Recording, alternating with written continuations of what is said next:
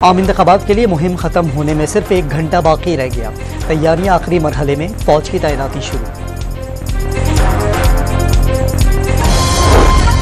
कहाँ गए 50 लाख घर और 1 करोड़ नौकरियां? लीग कायद ने बानी पीटीआई के दावे फ्रॉड करार दे दिए। फ्रॉडियों को फिर वापस नहीं आने देना।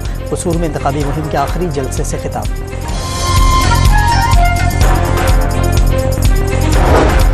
लाहौर में इलेक्शन मुहिम के आखिरी रोज पीपल्स पार्टी की एन 127 में इंतखाबी रैली। शेरी रहमान और चौधरी सरवर की क़यादत में जियालों की बड़ी तादाद शरीक।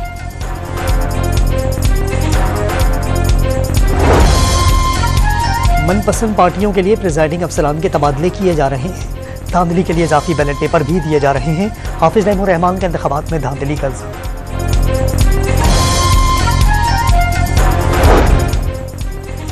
क्वेटा के सरियाब रोड पर स्कूल पर दस्ती बम हमला। खुशकिस्मती से कोई जानी नुकसान नहीं हुआ। और पाकिस्तान में $4 अरब तक सरमायाकारी की राह हमवार।